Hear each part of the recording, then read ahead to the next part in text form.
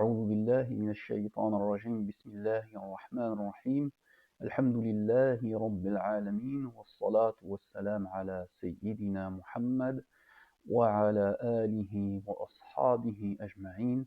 Assalamu alaikum wa rahmatullahi wa barakatuh.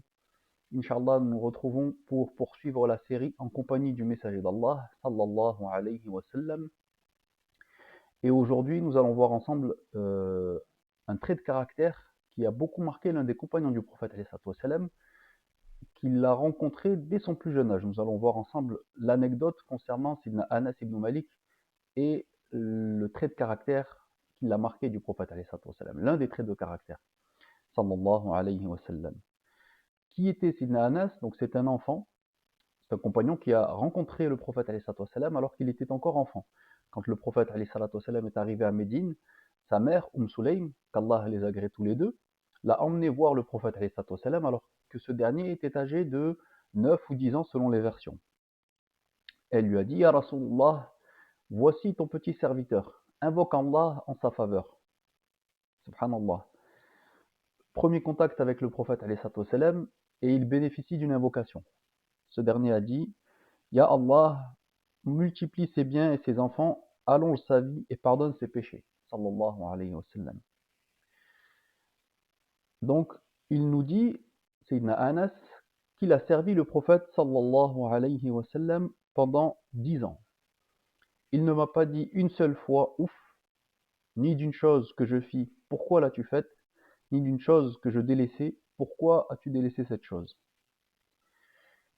Ce hadith met en évidence la patience du prophète alayhi salatu wa sallam, sa bienveillance, sa générosité vis-à-vis des personnes qui étaient autour de lui.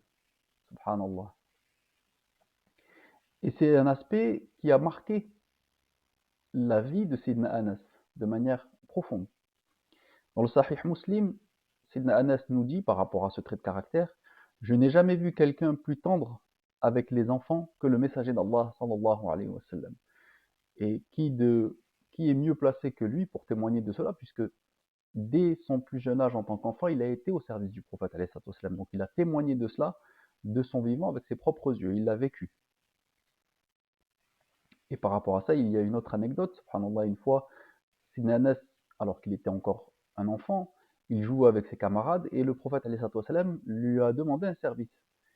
Sidna Anas n'a pas prêté attention à cela, il a continué à jouer avec ses camarades et quelques instants après, le prophète alayhi salatu wa sallam est revenu et a constaté qu'il était encore présent. Donc, il lui a simplement dit: Ya Anas, est-ce que tu t'es occupé de la chose que je t'ai demandé tout à l'heure?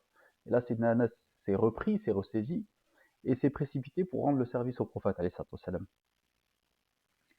Donc il n'y a pas eu d'invective, pas de reproche, aucune dureté dans la communication du prophète alayhi salatu wa sallam avec Sidna Anas. Qu'est-ce que cela a donné comme fruit en termes d'éducation chez Sidna Anas?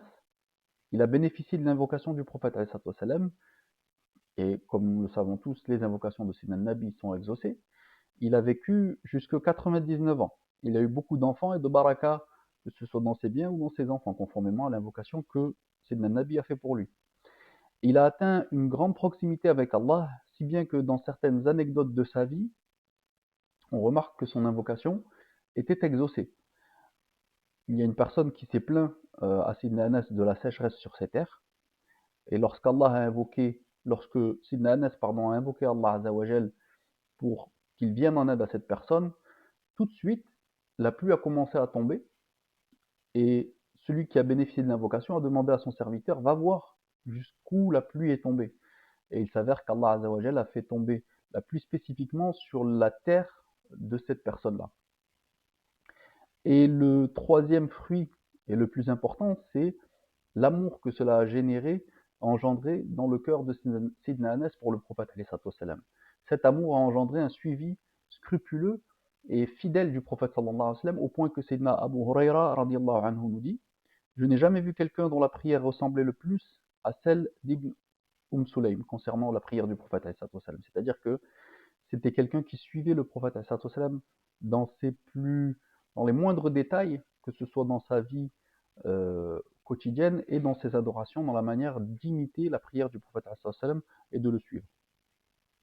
Donc, Pour nous, les leçons que nous avons à en tirer, c'est que si nous voulons que la jeune génération suive et aime le prophète alayhi salatu wassalam, c'est à nous de planter la graine de l'amour du prophète sallallahu alayhi wa sallam à travers le suivi de sa pédagogie et de son éducation, que ce soit avec les enfants, avec les adolescents, à nous de faire en sorte d'inculquer et de cultiver cet amour-là afin que chez eux naisse l'amour du prophète alayhi salatu wassalam à travers notre comportement, qu'ils comprennent que nos actions, notre bienveillance, notre gentillesse à leur égard est le fruit du suivi du prophète sallallahu alayhi wa sallam. On demande à Allah azza wa jal de nous accorder l'amour du prophète alayhi salatu wassalam, son suivi de manière scrupuleuse, que ce soit de manière apparente ou cachée, et qu'Allah agrée notre jeûne et le vôtre, nos veillées nocturnes et nos invocations.